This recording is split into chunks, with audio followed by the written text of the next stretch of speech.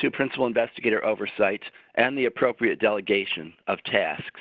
As you can see from my chat, we're going to learn a lot today about how to be a better PI, I know that some of you are already conducting studies and you're looking to do a better job, and some of you perhaps are looking to get into the field and wondering, what in the world is a PI? What am I getting myself into?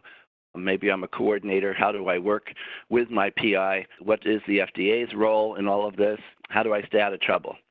So that's what we're going to be looking at primarily this morning. So as we get started, if you could give me a green check if you're already conducting clinical trials. Green check, you're already doing clinical studies. Some of you, I think, a few of you are not yet. Okay, so we have some that do, some that don't, okay?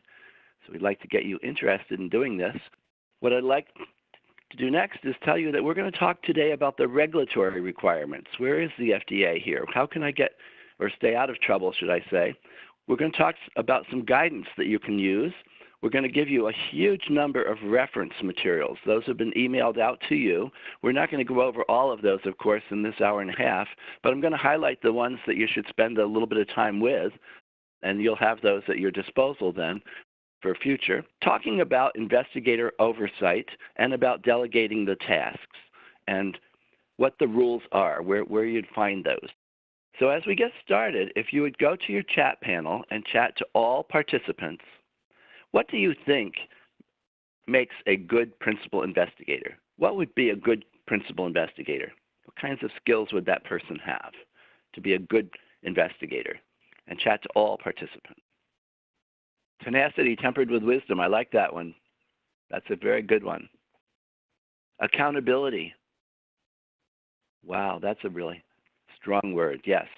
Good communication skills. Absolutely. Absolutely. That is a key principle here. We often get some very good medical astute folks, but they cannot communicate. That doesn't work.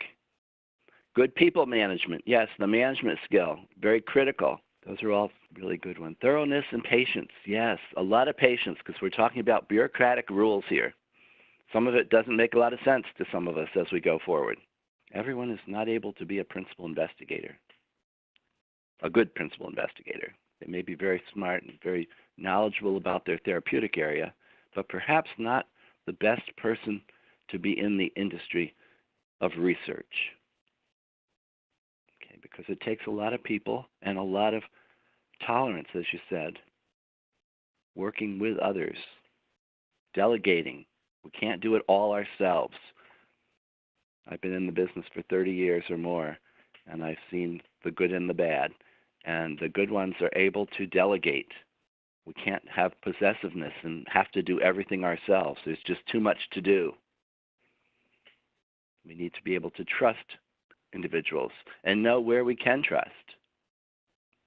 That's a real crucial piece of this. Very often, things are delegated to folks that really are not worthy of that delegation. They're not going to do it well.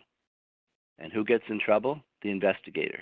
So again, we're going to talk about the adequate delegation. We're going to talk about some improper delegation as well. Where can we get into trouble? And how do we document what we do? I see a lot of accusations made by the FDA. I've worked a lot with FDA inspectors, by the way, and I see how they work and what they look for.